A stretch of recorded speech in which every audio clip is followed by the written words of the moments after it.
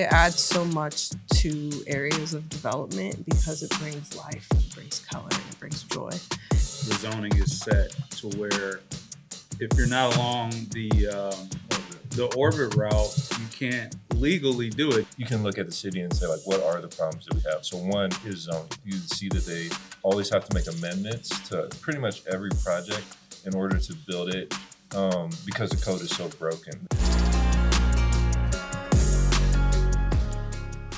Welcome to the Content Parlor. I'm your host, Chardell. To my right, your left. Yep. I'm Manny. Yeah. Yeah. Manne Cook. Manne Cook. Nice to meet you. Your name? Tara Pierce. Oh yeah, I remember you. You were on a previous episode. Was I? Yeah, Are good to sure see that was you me? again. This is the Content Parlor. The Content Parlor is the conversation place for creatives, entrepreneurs, and marketers. Trying to make sure I get my tag right. Yeah. We are joined today with a special guest, all the way from the same place that we're at, Omaha, Nebraska. I'll let him introduce himself a little bit more in a second. But before we jump in, just want to make sure you know that you can follow us on YouTube at the Content Parlor's handle. It's at Content Parlor. Make sure you hit the bell notification for the latest and greatest content. We're on all the social media platforms. So if you're an Instagram person, you can find us at Content Parlor there as well for shorts and exclusive up-to-date content on the Content Parlor. Today we're talking about urban design. This is an exclusive with yours truly and Manne Cook. And we just want to touch on this topic because there's a lot of development happening in Omaha, Nebraska. But really, across the country, it seems like there's a lot of new projects popping up. So just briefly, we want to talk to someone who's living and breathing it every single day. I'm going to go ahead and turn this over so we can get to know who's here today. Manne Cook, introduce yourself. What do you do for a living? And then tell us a little bit about how you got into urban planning. Yeah. So, I'm Manny, yeah. And what do I do for a living? Urban planning, urban design.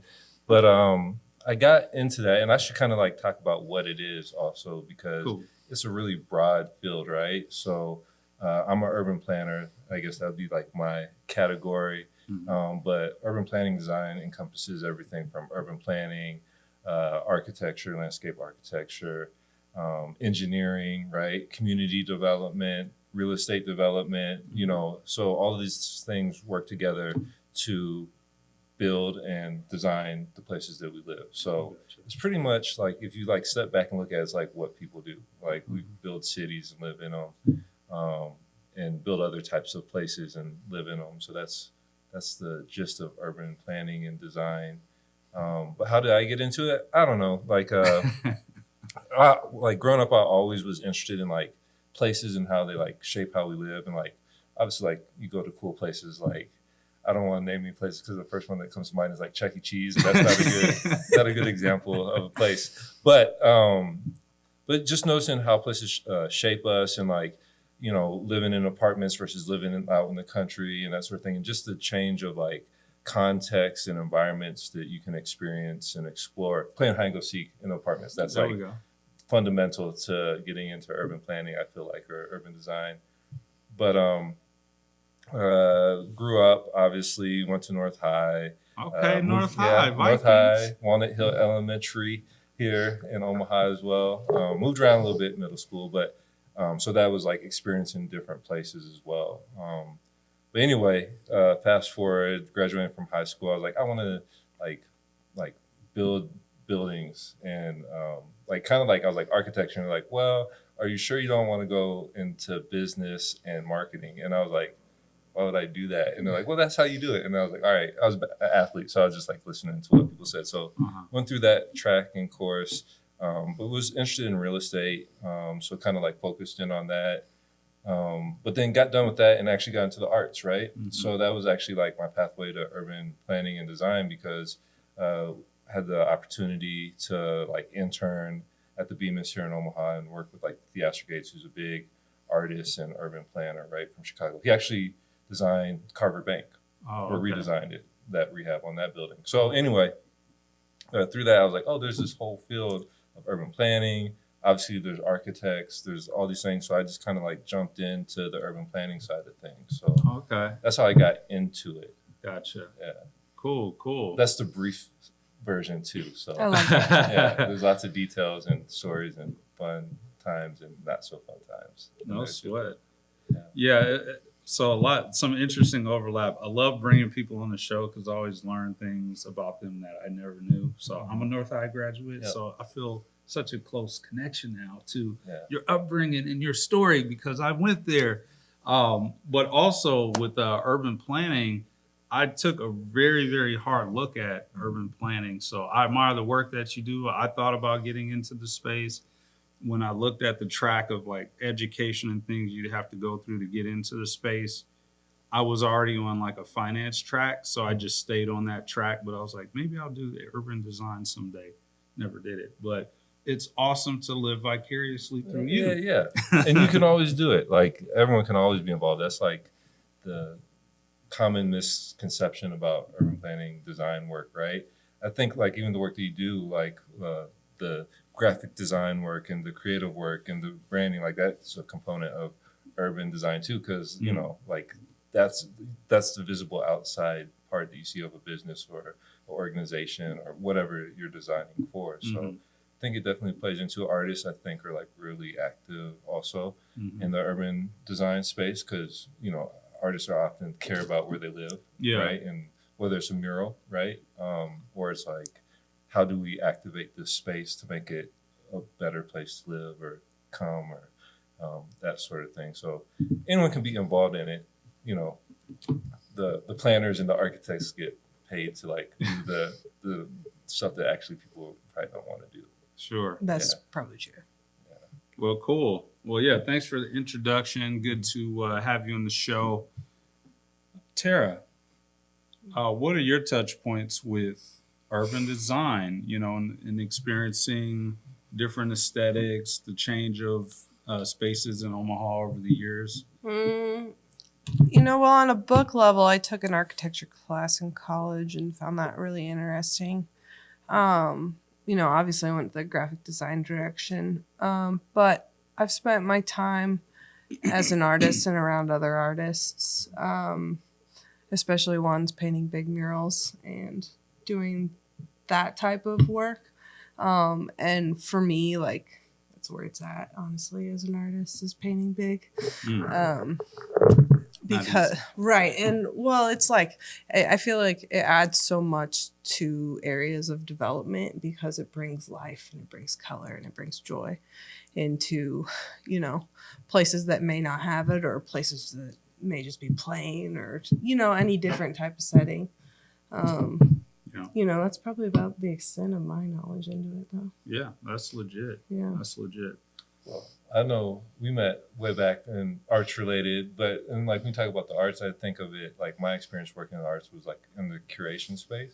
So it's kind of like that overlap. How do you curate places, right? That's like, that's kind of like what it is. Yeah.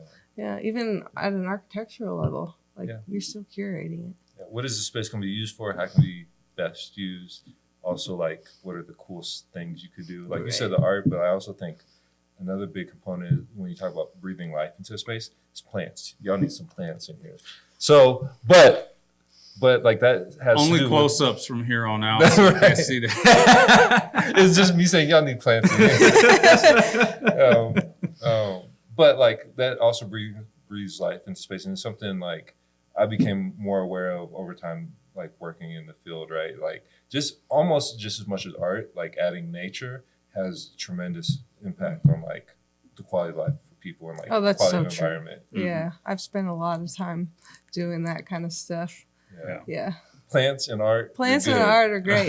It's like the two best things in the world. Yeah. I can't dispute that at all. I have a few pieces I'm still working to frame in my house. But I do have some plants in my house, so you know, don't attack me there. No. But no, I think in this space too, it's definitely facts. You know, we just moved into this space, so we're hoping to continue to build this out. But it's just a good starting point for us. So on that note, we just have one question for you today. This is an exclusive with you. Appreciate you coming out, but you kind of answered the question about what is urban design and what goes into it. The follow up to that is just where do you think from a city where we're headed with urban design? So like, what are some of the problems you're trying to solve right now in your place of work? There's a lot of problems. There's always problems. There's always going to be something that needs solved, right? Job security. But I think like actually right now, I can talk about the problems, but there's an opportunity to solve or like try to solve a lot of the problems, which is the upcoming comprehensive plan. Mm-hmm. So whether you know it or not, I don't know the exact timeline, but this summer the city's supposed to be starting off and kicking off their engagement process for the comprehensive plan, which is what they used to call the master plan. They don't like to call it that anymore. Oh, okay. But that's just where you can change like zoning, like your zoning regulations. Like you can look at the city and say like, what are the problems that we have? So one is zoning. Like we have zoning that is like suburban zoning for the whole city. It was, I don't know when they did this. It had to been like the 80s, last time they looked at the comprehensive plan. So you'll see places that are zoned to be basically suburban type development right in the middle of the city. Like think along like 20th Street, 24th Street even for a while until we did an update before the comprehensive plan to change the zoning and land use. But that impacts it because like someone wants to build like a 4-story building, mixed use, so you have apartments and businesses. They can't do it because it's zoned to be a single family house. And it's like, they could go for a waiver, but it's like really slows down their process. It's like. So is this going to change all that? So the city is looking, well, hopefully they change all that. But they're starting the process where they ask the community, like basically visioning for the city too. Like what do you see the city becoming? What do you want it to become? Mm-hmm.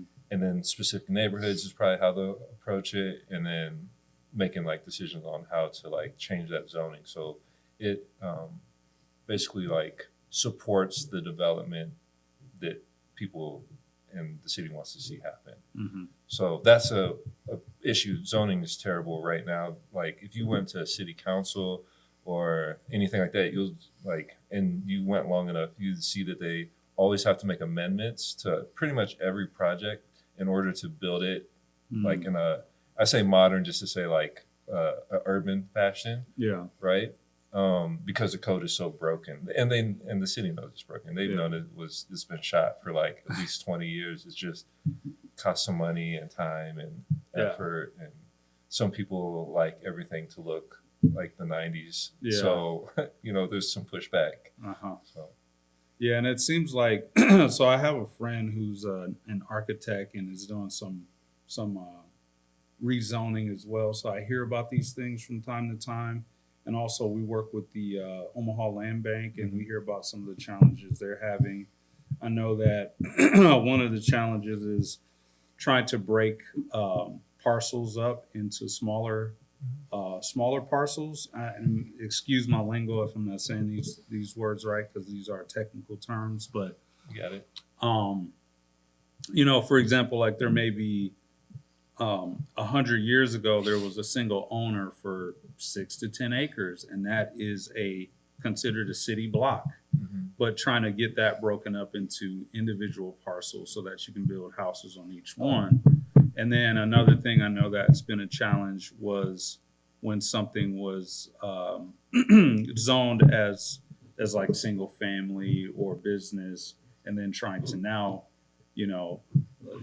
when I had my recording studio, for example, there was a space till this day, I believe, right across the street from Ashley Ford on 72nd, right around between Ames and Maple Street. There's a house with a really big backyard, and it's actually zoned as commercial, but there's a house on it. And so trying to do new development on it can be a challenge.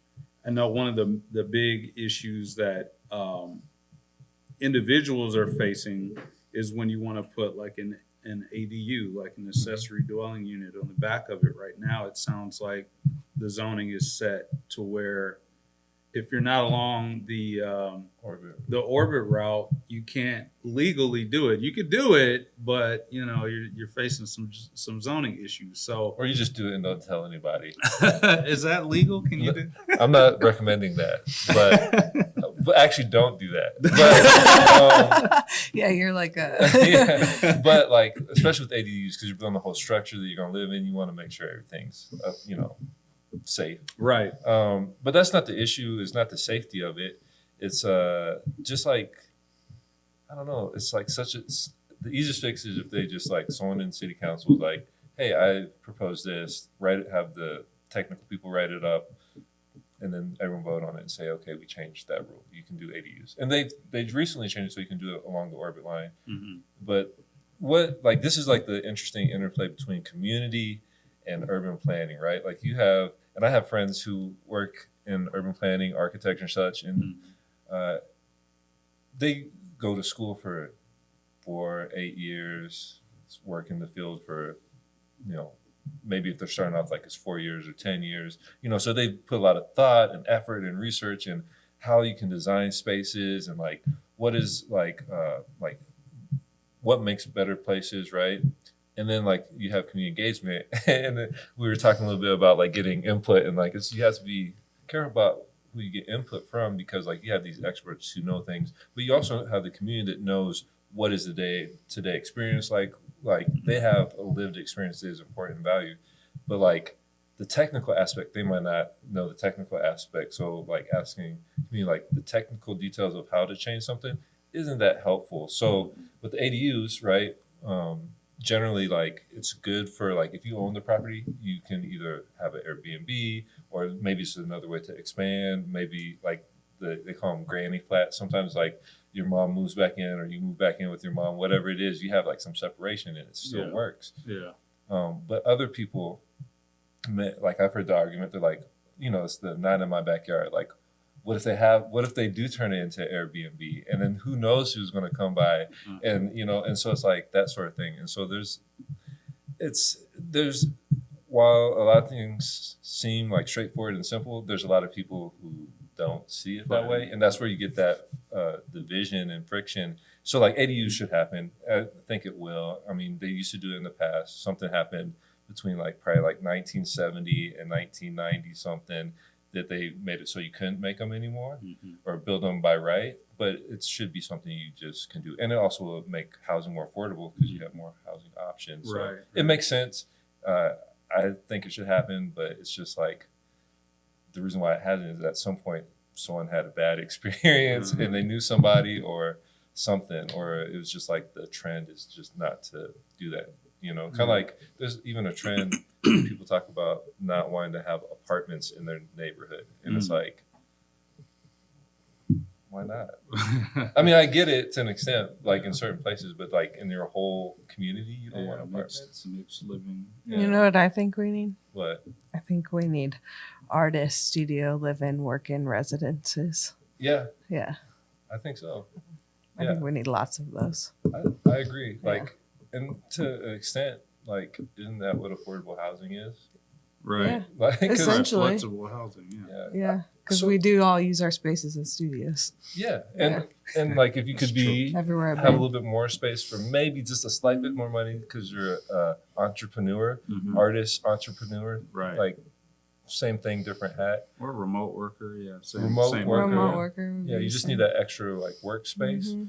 Like, I mean, the cities, not just Omaha, is always like, how do we get young, creative, talented people to live here? And then their rent is $2,000 for a studio. And it's like, well, you're not going to get any like up and coming creative. You're going to get some very established people to live here and work here. But studio, live workspace, but just affordable housing is important too. And that's like a thing that some people don't want, which is wild. That's crazy to me. Interesting. Yeah. I don't get so like, I don't know about other parts of town, but definitely in the older parts of town, it seems like there's a lot of unused alleyways because they're not owned by the city, or the city it's not funded by the city to keep it paved or whatever. I've heard. So they just get run down and then people just stop using them. Mm-hmm. And that's just, if you add up all those spots of land, you're talking about probably thousands of acres of land that just goes unused.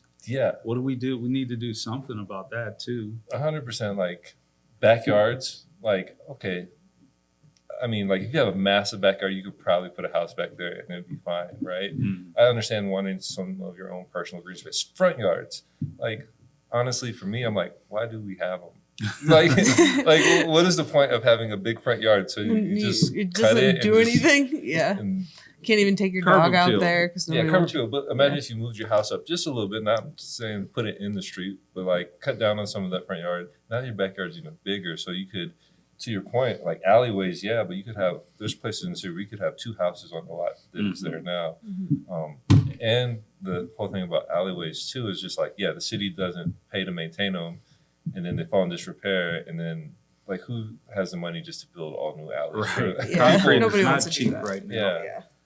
So, yeah. And even like neighborhood associations are not able to fundraise for it. So it's a huge challenge.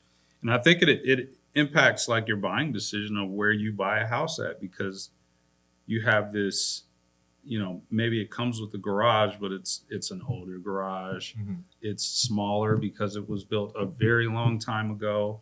And so can I even park back there? I've got to run, drive over an unpaved pathway to get to it. So it's like, I don't want to live there. It sounds like you had a personal experience with Does that this alley. feel personal? Like, This might be Yeah, personal. yeah, like you're like, and I got a flat tire. And I may have tried to buy a house that was in this situation because So anyway, but yeah, all good topics. We're gonna hit this topic a little bit more with a larger group that we're gonna come.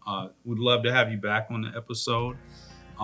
So let's keep that thought going on the up and coming episode. This is just a taste of urban design, designing spaces, and managing what would we say? Managing the urban core, managing the urban, just doing stuff. doing stuff on that episode of the Content Parlor. Stay tuned.